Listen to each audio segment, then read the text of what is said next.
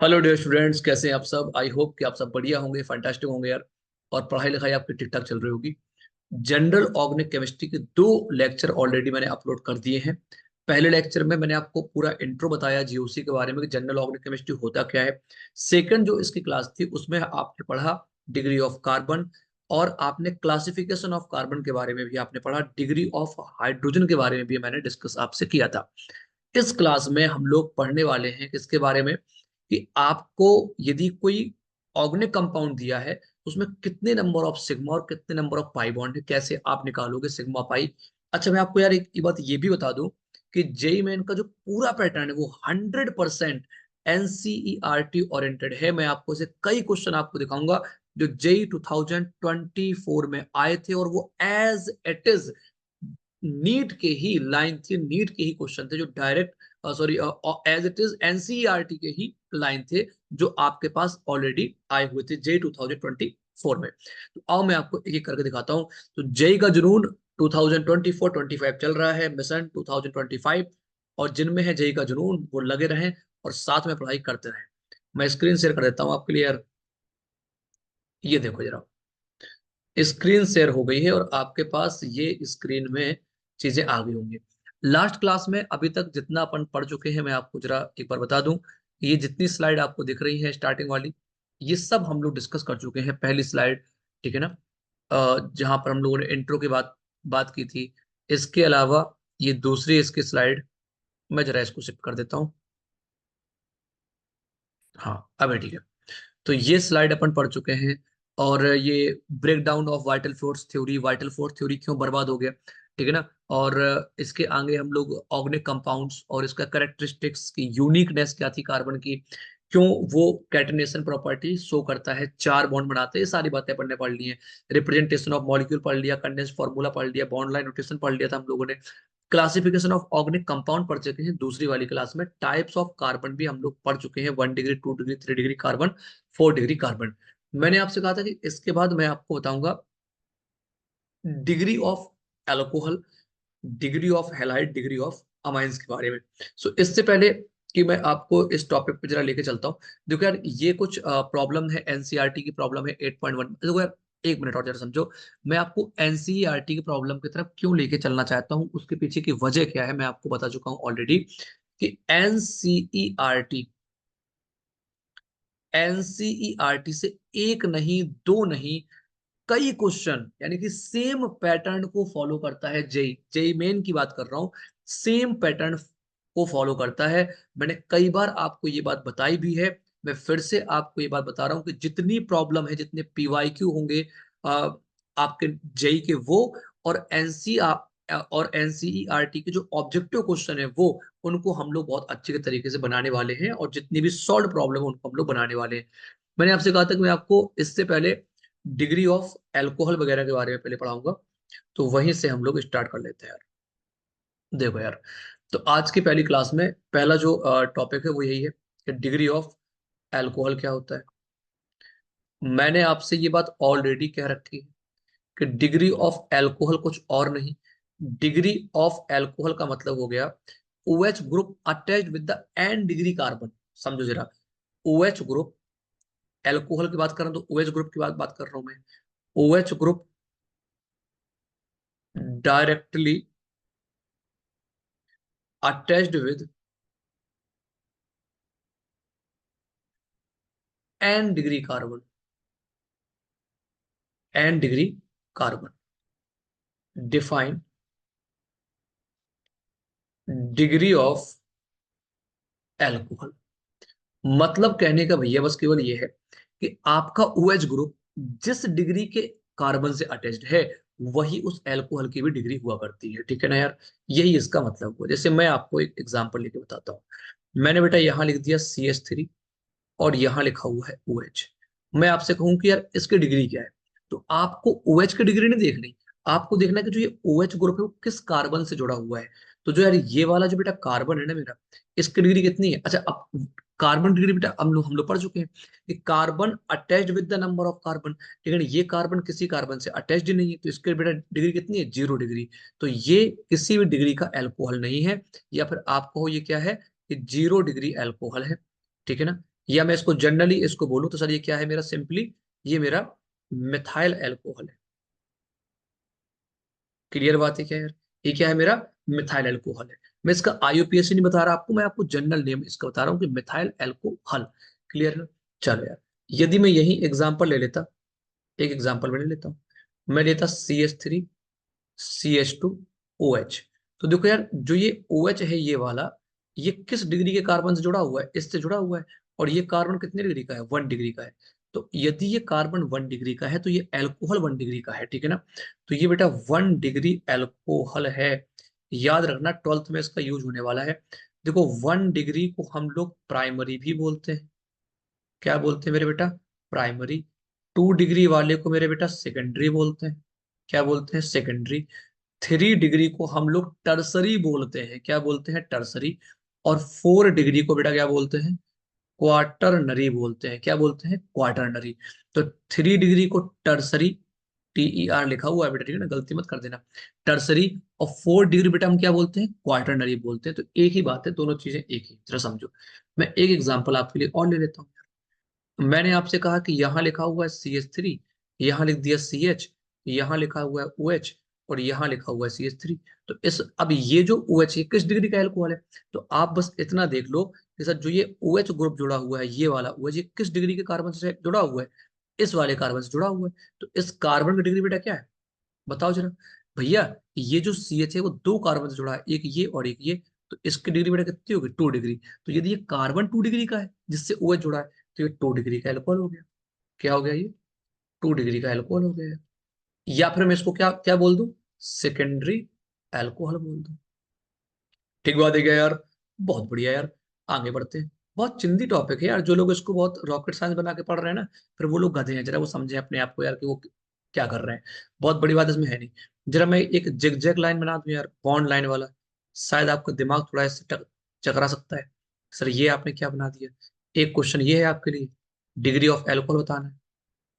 एक क्वेश्चन आपके लिए ये है, डिग्री ऑफ एल्कोहल बताना है।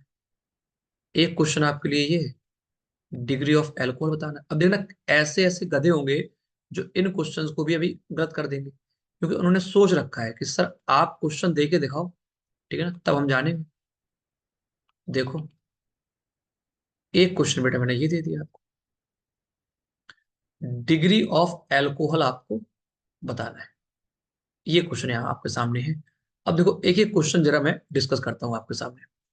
बेटा ये जो OH है ये वाला, ये किस डिग्री के कार्बन से जुड़ा हुआ है, तो ये कार्बन की डिग्री क्या है, ये कार्बन डायरेक्टली इसी कार्बन से तो जुड़ा हुआ है, तो ये 1 डिग्री कार्बन है। ठीक है ना, तो ये एल्कोहल बेटा कितनी डिग्री का हो गया, 1 डिग्री एल्कोहल हो गया, ये 1 डिग्री एल्कोहल है ये। ठीक बात है क्या यार? बहुत बढ़िया। बेटा ये किस डिग्री का एल्कोहल है ये वाला, तो ये सर जो OH है, ये जो कार्बन है इस कार्बन से जुड़ा हुआ है, और इस कार्बन की बेटा डिग्री क्या है, ये वाला कार्बन, ये 2 डिग्री वाला कार्बन है। तो ये क्या हो गया, 2 डिग्री एल्कोहल या फिर सेकेंडरी एल्कोहल हो गया, ठीक है ना। मैं इस वाले एग्जाम्पल की जरा बेटा बात करता हूँ। तो इस वाले कार्बन की डिग्री क्या है, what is the degree of this carbon, इस वाले कार्बन की डिग्री बेटा क्या है। आप कहोगे सर ये जो कार्बन है ये नीचे वाले इसी कार्बन से तो जुड़ा हुआ है, इसकी डिग्री बेटा कितनी है, 1 डिग्री है। तो ये एल्कोहल कितनी डिग्री का हो गया, 1 डिग्री एल्कोहल हो गया। ठीक बात है क्या? बहुत बढ़िया। जरा मैं इस वाले की जरा बात कर लेता हूँ यार कि ये किस डिग्री का एल्कोहल है। तो कुछ लोग कहेंगे कि सर देखो, ये जो कार्बन है वो इससे जुड़ा है और इससे जुड़ा है, तो ये कार्बन 2 डिग्री है, तो ये 2 डिग्री एल्कोहल होगा। और जैसे ही आपने इसको टिक किया, आप बन जाओगे गधे। सर ऐसा का है, ऐसा इसलिए भैया कि मैं बात कर रहा हूं अल्कोहल की, जबकि ये अल्कोहल है ही नहीं। ये अल्कोहल नहीं है मेरे बेटा, जरा समझो, this is not alcohol. Benzene ring से डायरेक्ट अटैच्ड OH को अल्कोहल नहीं फिनॉल बोलते हैं। क्या बोलते हैं, फिनॉल। तो ये अल्कोहल ही नहीं है, तो आप डिग्री किस बात की बात कर रहे हो, ठीक है ना। तो लिख लेना यार, दिस इज नॉट अल्कोहल, ये बेटा क्या है, ये फिनॉल है। और फिनॉल एक डिफरेंट फंक्शनल ग्रुप है, वो अल्कोहल नहीं है, वो फिनॉल एक अलग ही ग्रुप है, एक एरोमेटिक वाला ग्रुप है, ठीक है ना। तो ये एरोमेटिक का डेरिवेटिव यानी कि बेंजीन का डेरिवेटिव है ये फिनॉल। ठीक बात है क्या? जबकि हमारे अल्कोहल क्या है, एलिफेटिक होते हैं, ठीक है ना। चलो बढ़िया यार, आई होप कि अब आप समझ गए होंगे और गलती आप नहीं करोगे। डिग्री ऑफ, जैसे मैंने आपको सिखाया एल्कोहल, ऐसे मैं आपको सिखाने वाला हूं डिग्री ऑफ हैलाइड। और हैलाइड आप सब जानते हो, एक्स यानी कि हेलोजन, फादर कलेक्टर, बेटा इंस्पेक्टर, ये इसका निमोनिक है। या फिर फिर कल बाहर आई आंटी, वो आपके ऊपर है, जैसे भी आपको याद करना हो। तो ये फ्लोरो क्लोरो ब्रोमो आइडो, तो डिग्री ऑफ हैलाइड कैसे निकालोगे? तो फिर सेम डेफिनेशन है, the X group attached with, X group या ये एटम एक्स वाला attached with n degree carbon, define degree of halide, defined degree of halide. खत्म हो गई बात यार, एकदम चिंदी सी बात थी, खत्म हो गई बात।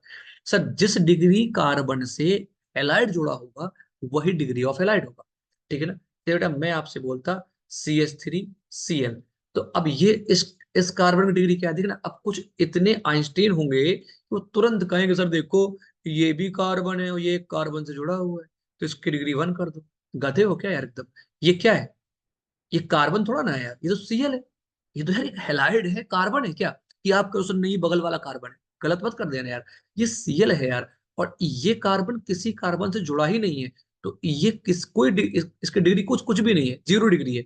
यानी कि सर ये सिंपली क्या है, ये मिथाइल क्लोराइड लिखा हुआ है, मिथाइल क्लोराइड लिखा हुआ है, नो डिग्री, 0 डिग्री है यहाँ पर, ठीक है ना? चलो एक मैंने और ले लिया, CH3CH2Cl। अब सर बात बन गई, जो ये वाला Cl ग्रुप है हमारा, वो इस कार्बन से जुड़ा है, और इस कार्बन की डिग्री बेटा कितनी है, 1 डिग्री, क्योंकि ये इस वाले कार्बन से जुड़ा हुआ है। क्लियर बात है क्या? बहुत बढ़िया। यदि यार आपको डिग्री ऑफ कार्बन नहीं पता है, तो जीओसी का लेक्चर नंबर 2 पहले आप जाओ, उसको देखो पूरी शिद्दत से। मैंने उसमें बहुत सारे क्वेश्चन मैंने उसमें कराए हुए प्रैक्टिस, सो उससे आप इसको आसानी से बना पाओगे, ठीक बात है क्या? मैं जरा एक बॉन्ड लाइन वाला क्वेश्चन ले लेता हूँ, एक जरा बॉन्ड लाइन वाला क्वेश्चन ले लेता हूँ। ये लो मैंने ऐसे ले लिया एक क्वेश्चन, एकदम आसान है। जरा इस लाइन को सही से ड्रॉ कर लेते हैं। देखो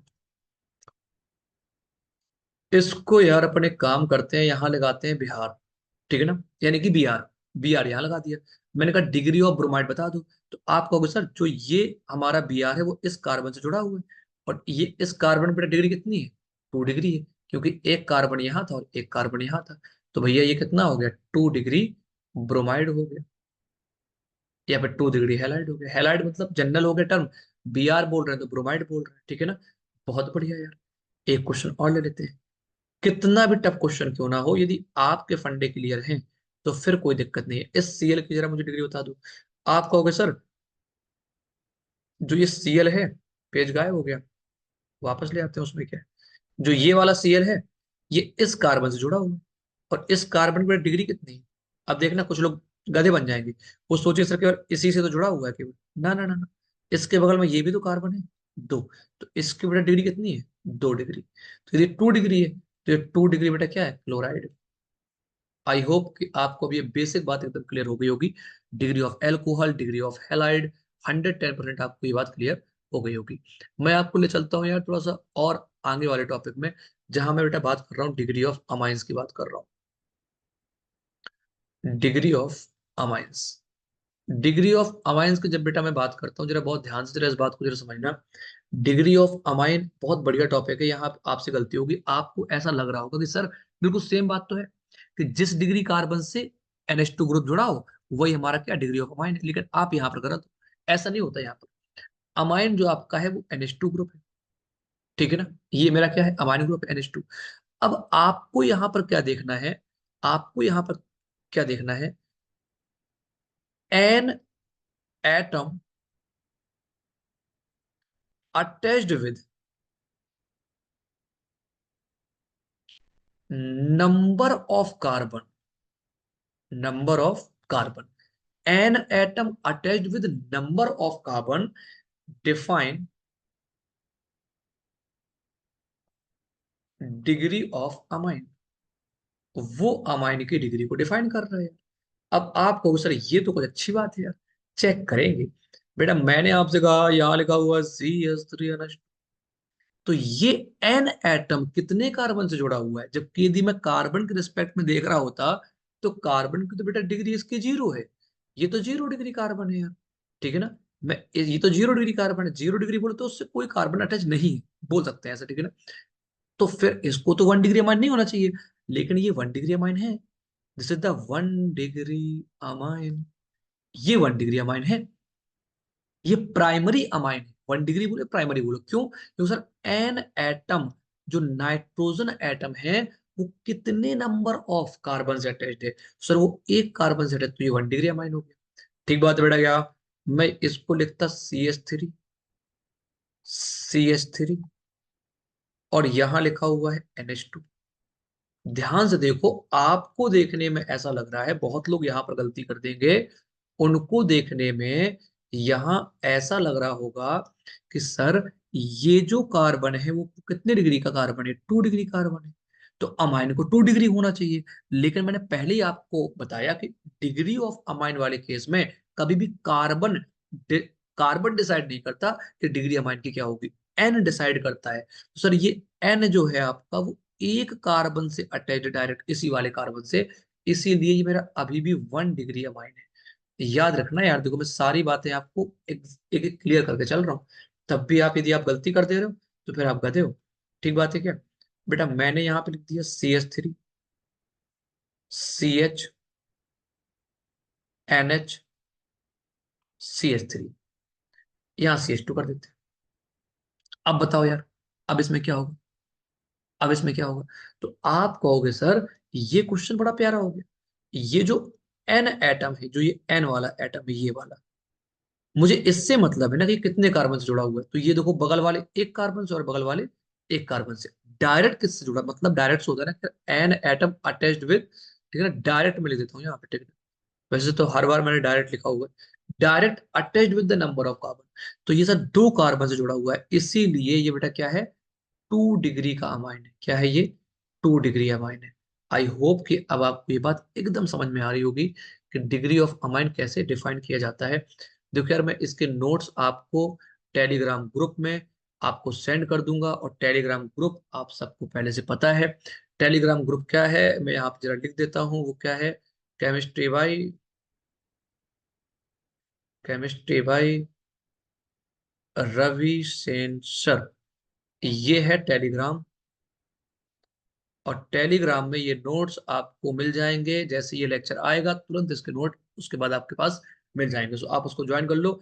वहां पर इस समय एक क्विज भी चल रहा है, और क्विज आप सबको पता है, क्विज का नाम है वरदान क्विज।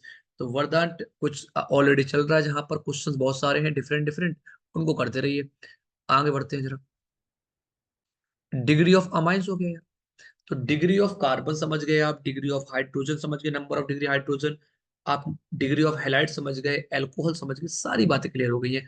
अब जरा वापस एक और कॉन्सेप्ट में आते हैं जिसकी मैं यहाँ पर बात कर रहा था, यहाँ पर कि एनसीईआरटी में प्रॉब्लम नंबर 8.1 में जो ये वाली प्रॉब्लम दी गई है, इस प्रॉब्लम को अपन कैसे करने वाले हैं। ठीक बात है क्या यार?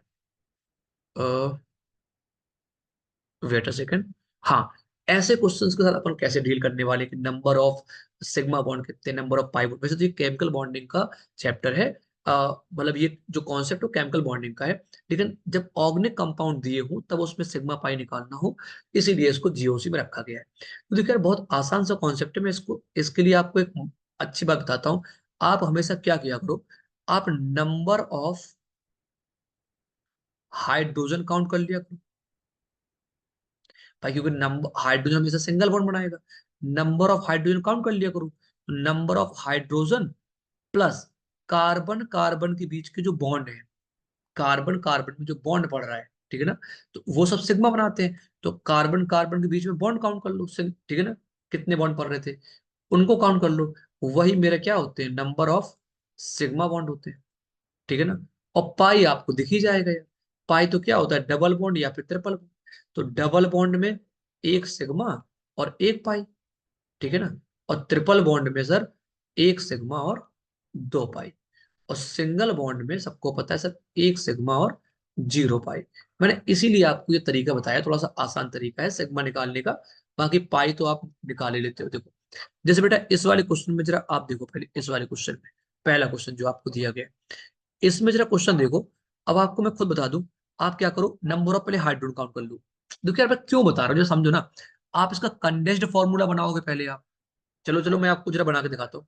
कुछ स्टूडेंट कह रहे हो पता नहीं सर आप क्या बता रहे हो, ये तो एक नया कॉन्सेप्ट। नया नहीं है, ये बहुत हेल्प करता है जब आपके पास चार ऑप्शन होते हैं, उन चार ऑप्शन को बहुत आसानी से सॉल्व करने में। पहले तो आप पाई चेक किया करो ऑप्शन में, यदि पाई आपके डिफरेंट है तब तो आंसर बहुत जल्दी आएगा, क्योंकि पाई निकालना ज्यादा आसान है। सिग्मा निकालने में आपको जो माथापच्ची करनी है, मैं आपको कह रहा हूँ कि आप हाइड्रोजन काउंट कर लो, क्योंकि कंडेंस्ड फॉर्मूला आपको नहीं बनाना पड़ेगा ना यार। यदि आप इसका कंडेंस्ड या तो बनाओ, किसी को एच है, सी है, फिर ट्रिपल बॉन्ड है, फिर सी है, फिर सी के साथ एक सी है, फिर नीचे एक एच है, फिर ये डबल बॉन्ड है, फिर सी है, फिर ये एच है, फिर इसके साथ एक CH3 जुड़ा हुआ है, तो यहाँ एक एच है, यहाँ एक एच है। तो या तो आप इसको ऐसे बनाओ, फिर आप काउंट करो कि तो अगर 1 sigma, 2 sigma, 3 sigma, 4 sigma, 5 sigma, 6 sigma, 7 sigma, 8 sigma, 9 sigma, 10 sigma. ठीक बात है क्या? तो या तो आप ऐसे ऐसे काउंट करो आप, कि भाई 10 सिग्मा आ रहे हैं यहाँ पर, या फिर मैंने आपसे कहा कि आप क्या करो, सीधे हाइड्रोजन काउंट कर लो, और बीच वाले कार्बन के बॉन्ड देख लो आप कितने बॉन्ड है। मतलब सिंगल बॉन्ड की बात कर रहा हूं मैं, केवल एक एक बॉन्ड की। तो जैसे मैं इस क्वेश्चन को डायरेक्ट आपको बता दूं तो कितने होते बेटा, 3 हाइड्रोजन ये हो गए, एक हाइड्रोजन 4, एक ये 5, और एक ये 6। तो 6 हाइड्रोजन हो गए, तो 6 सिग्मा तो ये होंगे, प्लस अब कार्बन कार्बन के बीच में एक बॉन्ड, तो ये 7, और ये एक 8, एक यहाँ 9, और एक बेटा ये क्या होगा, 10। तो बस 4 ये हो गए। ठीक है ना, यहाँ पर CC बॉन्ड थे, खत्म हो गया यार। तो 6 अपने कार्बन हाइड्रोजन बॉन्ड है, और 4 अपने कार्बन कार्बन बॉन्ड है, आंसर आ गया लो, खत्म बात। तो ये थोड़ा सा आसान है, आपको स्ट्रक्चर नहीं बनाना, मतलब मैं आपको ये बताने की कोशिश कर रहा हूँ। बाकी ऐसा कोई जरूरी नहीं है, कंपलसरी नहीं है कि आपको ऐसे ही करना, जैसे मैं आपको बता रहा हूँ। आप यदि कंफर्टेबल हो स्ट्रक्चर बना के करने में, टाइम बर्बाद करने में आप कंफर्टेबल हो, तो फिर आप वैसे भी कर सकते हो यार, ये आपकी मर्जी है, मैं उसमें कुछ नहीं कह रहा। क्लियर बात है क्या?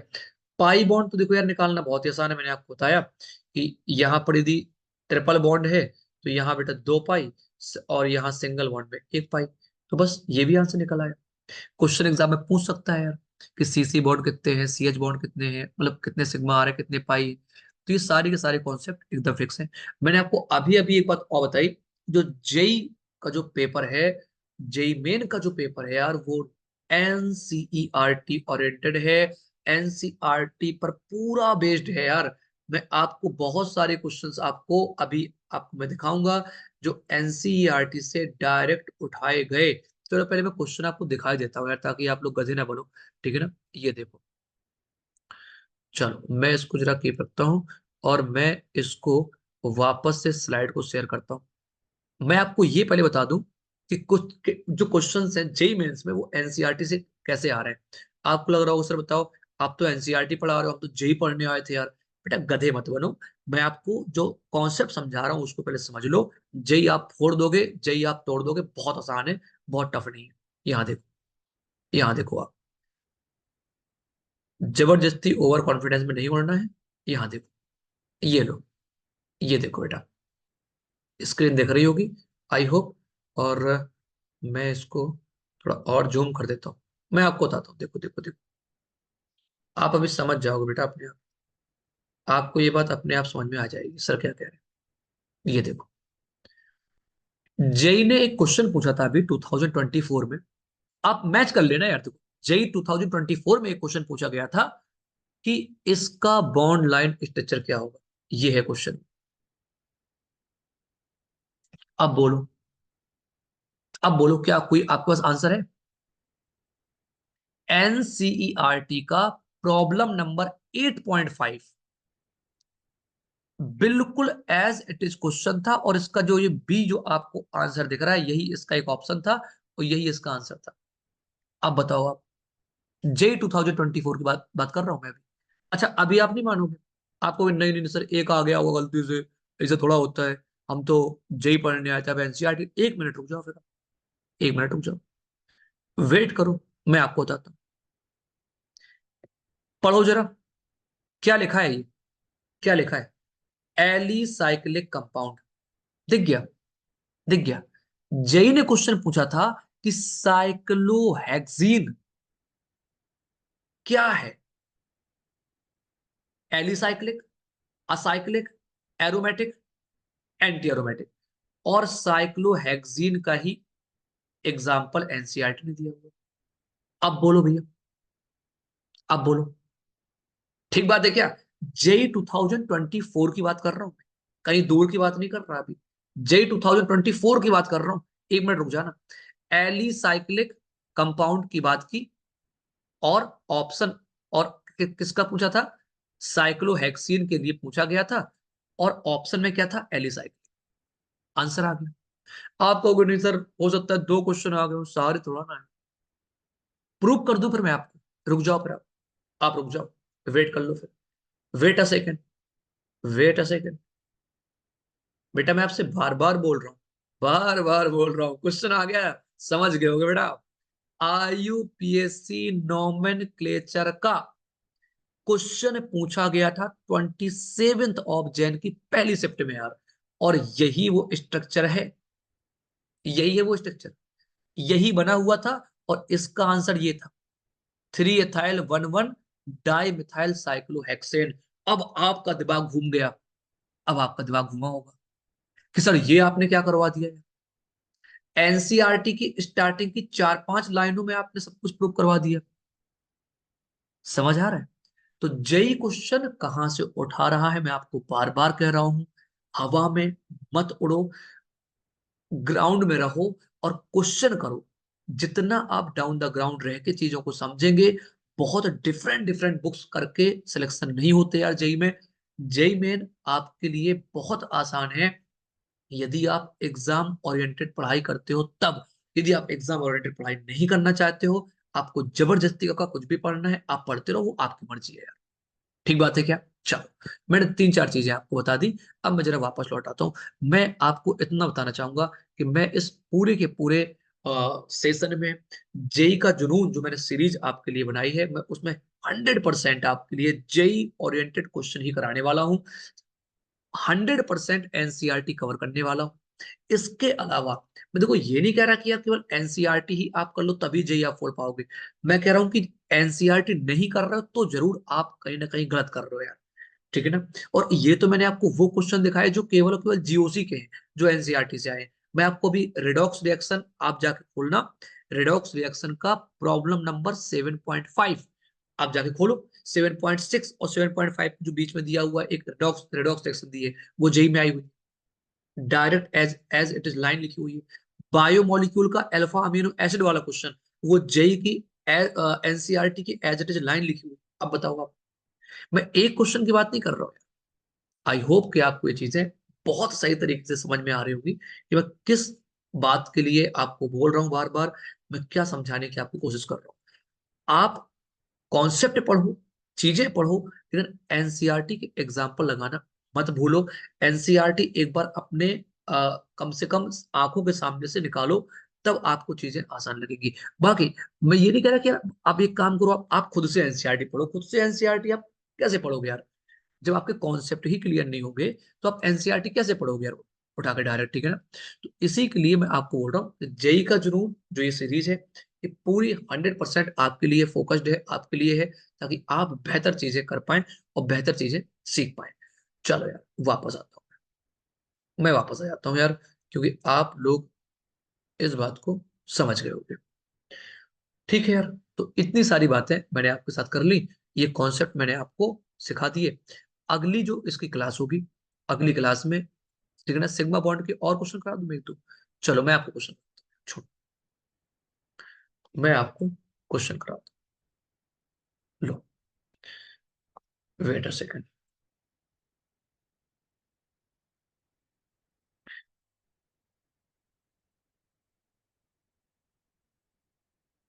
मैं आपको बेटा कुछ क्वेश्चन कराता हूँ। Find number of sigma bond and pi bond. एक बहुत फेमस क्वेश्चन है यार, टॉलविन का क्वेश्चन बहुत बार एग्जाम में पूछा जाता है। और मैं आपको टॉलविन का क्वेश्चन देने से पहले, देखो यार, जो ये जनरल नेम होता है आपको याद ना हो कि इसका नाम टॉलविन होता है क्या होता है, तो आगे आने वाली क्लास में मैं आपको ये सारे इसके जो नेम है उनसे मैं आपको एक बार इन सारे नेम्स को एक बार मैं लिखूंगा तो आप उसको समझ जाओगे। एक बात हमेशा याद रखना यार, क्योंकि बेंजीन का ये डेरिवेटिव है, तो बेंजीन को आप याद रखो। तो सारी चीजें आसान है। बेंजीन में 12 सिग्मा, जो ये बेंजीन होता है अपना C6H6, चाहे आप ऐसे स्ट्रक्चर बनाओ, चाहे C6H6 लिखो, या फिर बेंजीन कई बार ये एक गोला बन के आता है। ये गोला का मतलब पता क्या होता है? डीलोकलाइजेशन ऑफ पाई इलेक्ट्रॉन, मतलब कि 3 अल्टरनेट डबल बॉन्ड लगे हुए हैं। ये गोला कोई अर्थ नहीं है, मार्स नहीं है, जुपिटर नहीं है, ठीक बात है क्या? या फिर ये ऐसे लिखा हो सकता है C6H5H, इसका मतलब भी वही है। C6H5 को बेटा बोलते हैं फेनिल, क्या बोलते हैं? फेनिल बोलते हैं, ठीक है ना? या हो सकता है सर ये मुझे इस फॉर्मेट में भी लिखा हुआ मिल जाए। कैसे मिल जाए? देखो ऐसे स्ट्रक्चर फॉर्म में ही मान लो आपको लिख के दे दिए, ठीक है ना?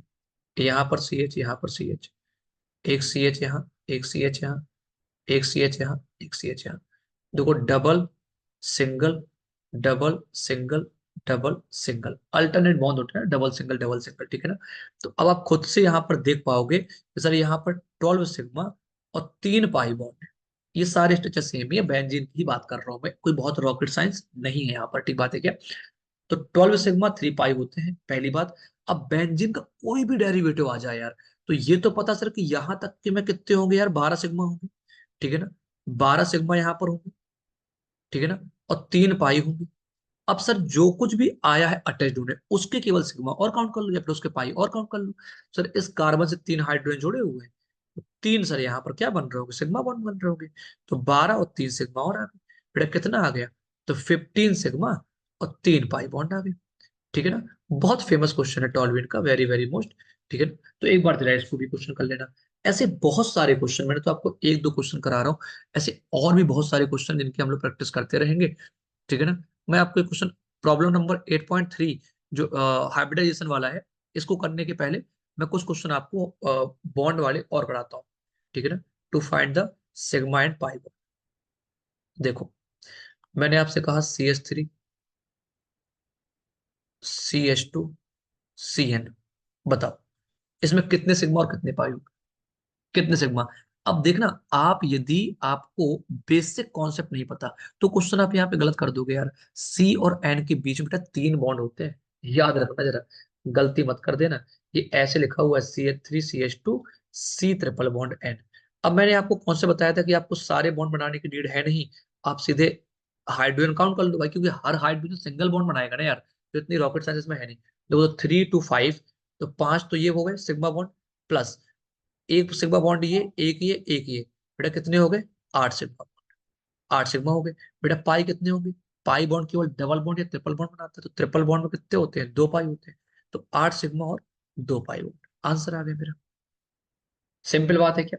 अब जिसको स्ट्रक्चर बनाना है पूरी शिद्दत से, वो स्ट्रक्चर बना लिया, मैं उनको बना के दिखा देता हूँ कि आप लोग गधे हो, आपको विश्वास नहीं होगा फिर। मैंने आपको तरीका समझा दिया कैसे करना है, हाइड्रोजन काउंट कर लिया करो, या फिर आप ऐसे डिजाइन बनाओ फिर बैठ के, वो टाइम बर्बाद होगा। ये लो, ये लो, बताओ जरा, देखो 1 sigma, 2 sigma, 3 sigma, 4 sigma, 5 sigma, 6 sigma, 7 sigma, 8 sigma, वहीं पहुंच गए पर 8 सिग्मा। यहाँ 2 पाई होते हैं, तो 2 पाई, आंसर आ गया। ठीक बात है क्या? एकदम पक्की बात है, बहुत बढ़िया। मैं एक क्वेश्चन और कराता हूँ, मैं एक क्वेश्चन आपको और कराता हूँ। मैंने कहा CH डबल बॉन्ड CH2, और यहाँ मैंने बेटा बेंजीन लगा दिया। देखो बेंजीन जब भी आएगी 12 सिग्मा उसमें होंगे, 3 पाई होंगे, मैंने अभी आपको बताया। इसे बोलते हैं स्टाइरिन, बोलते हैं, क्या बोलते हैं बेटा? स्टाइरिन। तो वैसे मैंने अभी कहा कि जनरल नेम जो मैं ये लिखा रहा हूँ, ये सब रिएक्शंस, ये सब क्वेश्चंस ऑलरेडी जेई ने पूछे हुए हैं। ये भी वेरी वेरी मोस्ट है, टॉलवीन और एक स्टाइरिन। इनके जनरल नेम मैं अभी आपको लिखाऊंगा तो आप समझ जाएंगे, जब एरोमेटिक वाले हम लोग पढ़ेंगे हाइड्रोकार्बन में। अभी बस आप स्ट्रक्चर को फोकस करो कि इसके सिग्मा और पाई निकालने हैं। तो मैंने आपको तरीका क्या बताया कि बेंजीन के जब भी डेरिवेटिव आ जाए, तो 12 सिग्मा पहले इसके होते हैं अपने खुद के, तो उसको ले लो, के साथ 12 सिग्मा और 3 पाई तो उसमें है ही है। इसके अलावा जो कुछ इसमें अटैच्ड है इसको देख लो जरा। तो बेटा ऊपर यहाँ पर कितने हाइड्रोजन है? ऊपर जरा जरा देखो, 2 हाइड्रोजन और एक हाइड्रोजन, तो कितने हो गए? 3 हाइड्रोजन, 3 सिग्मा और आ गए, प्लस, और एक बेटा ये क्या है? एक सिंगल बॉन्ड, तो एक इसको आप आपने काउंट कर लिया, तो एक सिग्मा ये हो गया। और डबल बॉन्ड में एक बेटा क्या होता है? पाई होता है, ठीक है ना? तो 12 सिग्मा ये थे, और बेटा 4 ये हो गए, कितने हो गए बताओ? तो 12 और 4 बेटा कितने हो गए? 16। तो 16 सिग्मा, और 3 पाई पहले से थी बेंजीन में और 1 पाई ऊपर है, तो 4 पाई हो गई। आंसर आ गया। ठीक बात है क्या? बहुत आसान है यार। यदि आप हर बार बेंजीन के सिग्मा काउंट करने बैठ गए ना, 12 सिग्मा, तो आपका दिमाग अल्टर हो जाएगा यार। मत किया करो ये सब काम, ठीक है ना? गधे बन जाओगे वरना। मैं बोल रहा हूँ बार बार। ठीक है। तो आई होप कि अब ये कॉन्सेप्ट आपके लिए आसान हो गया होगा, सिग्मा बॉन्ड पाई बॉन्ड वाला। मैं कितने भी क्वेश्चन इतने और भी करता जाऊंगा, वो भी क्वेश्चन सेम होते हैं, कोई बहुत रॉकेट साइंस नहीं है। अगली क्लास में प्रॉब्लम नंबर 8.3 से हम लोग स्टार्ट करेंगे, जहां पर हाइब्रिडाइजेशन की बात हो रही होगी। ऑर्गेनिक कंपाउंड का हाइब्रिडाइजेशन कैसे निकालें, इसके लिए भी मैं आपको तरीका बताऊंगा कि देखते ही कैसे ऑप्शन को उड़ाया जाता है, ऑप्शन देख के क्वेश्चन कैसे किए जाते हैं। ठीक बात है क्या? जब 4 ऑप्शन अपने पास होते हैं। ओके भैया, तो मिलते हैं हम लोग अगली क्लास में। और बाकी आपको सारे एग्जाम्पल दिख रहे हैं। एनसीईआरटी 100% कवर्ड है, और एनसीईआरटी के साथ साथ जो और चीजें हैं वो भी कवर रहेंगी। लेकिन एनसीईआरटी को मैंने जरूर इंक्लूड किया है, ताकि आप लोग, क्योंकि कई बार क्या करते हो कि एनसीईआरटी को साइडलाइन कर देते हो, तो उसको साइडलाइन यार नहीं करना है। मतलब मेरे कहने का मतलब ये, इसको थोड़ा सा फोकस रखो कि रवि सर जो बोल रहे हैं उसको थोड़ा ध्यान रखो बहुत अच्छे से। और मैं आपको ये बता रहा हूँ कि यदि आप, मैं जैसे बोल रहा हूँ उसको वैसे आप फॉलो करते रहे, तो आज आप ये बात लिख लो कि जेई मेन में, जब 25 की बात कर रहा हूं, जेई 2025 में, आप केमिस्ट्री में 25 आउट ऑफ 25 आप 23 क्वेश्चंस करके आओगे सही। लेकिन यदि आप गलत स्ट्रेटजी से पढ़ाई करोगे, तो नंबर ऑफ क्वेश्चन खूब लगाते रहोगे, लेकिन फिर भी आप चिंदी चिंदी क्वेश्चन जाके वहां पर गलत करके आओगे यार। ठीक बात है। सो ये गलतियां आप ना करो। बाकी ऑल द बेस्ट, आप अच्छे से पढ़ाई करो। मिलते हैं हम लोग अगली क्लास में। Thank you very much, thank you.